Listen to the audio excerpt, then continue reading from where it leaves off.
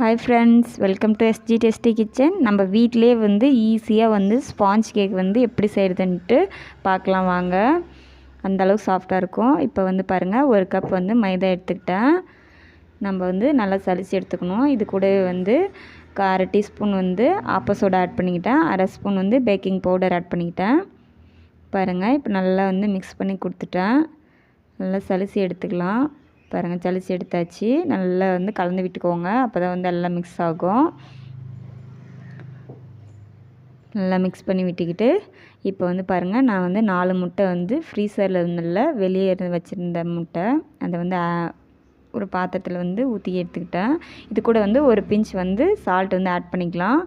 Add பண்ணிட்டு பாருங்கள், நல்லா பீட்டர் வச்சு நல்லா பீட் பண்ணிக்கலாம். கொஞ்சம் ஒயிட்டாக நுர பொங்கி வர அளவுக்கு பீட் பண்ணிக்கலாம். பாருங்கள், இந்த அளவுக்கு பீட் பண்ணியாச்சு. இப்போ நான் 1 கப் சுகர் எடுத்து பவுடர் பண்ணி வச்சுருக்கேன். அதையும் ஆட் பண்ணி நல்லா மிக்ஸ் பண்ணி கொடுத்துக்கிட்டேன். கொஞ்சமாக ஆட் பண்ணிக்கோங்க. பாருங்கள், பைனாப்பிள் எசன்ஸ் 1 ஸ்பூன் ஆட் பண்ணிக்கோங்க. அப்போ தான் நம்மளுக்கு பேக்கரி ஸ்டைலில் வாங்குகிற மாதிரி ஸ்பாஞ்ச் கேக் கிடைக்கும்.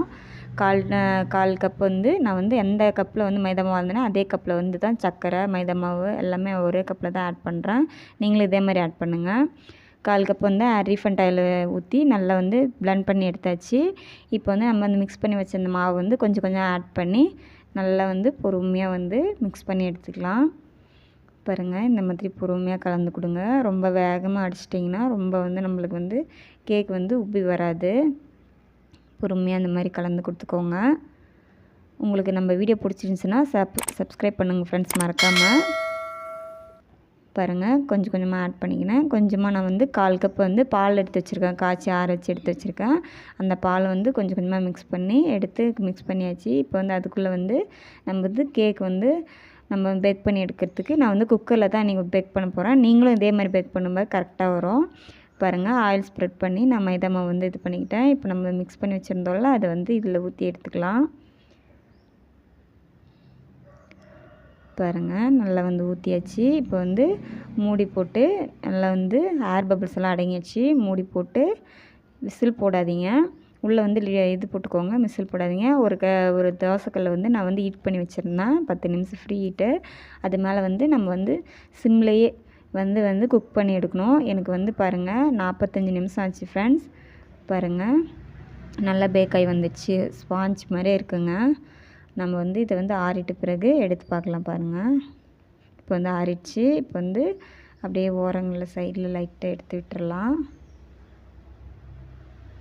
பாருங்கள், குத்தி பார்த்தா பாருங்கள் நல்லா வெந்து வந்துச்சு. ஒட்டாமல் இருக்குல்ல. பாருங்கள், இந்த மாதிரி இருக்கணும். நல்லா நம்ம நல்லா கூல் பண்ணி எடுத்து அதுக்கப்புறமா பீஸ் போடணும். பாருங்கள், நான் கூல் பண்ணி எடுத்துட்டேன். எந்த அளவுக்கு அமருது பாருங்கள். ஸ்பாஞ்சியாக இருக்கும். ரொம்ப டேஸ்ட்டாகவும் இருக்கும். பசங்களுக்கு சாப்பிட்றதுக்கும் கரெக்டாக இருக்கும். இப்போ பீஸ் போட்டு காமிக்கிறேன் பாருங்கள். மறக்காமல் நம்ம வீடியோ உங்கள் ஃப்ரெண்ட்ஸ் அண்ட் ஃபேமிலிக்கு ஷேர் பண்ணுங்கள் ஃப்ரெண்ட்ஸ். பாருங்கள், எந்த அளவுக்கு இருக்குன்ட்டு. ஸ்பாஞ்சியாக பாருங்கள் எந்த அளவுக்கு இருக்குன்ட்டு.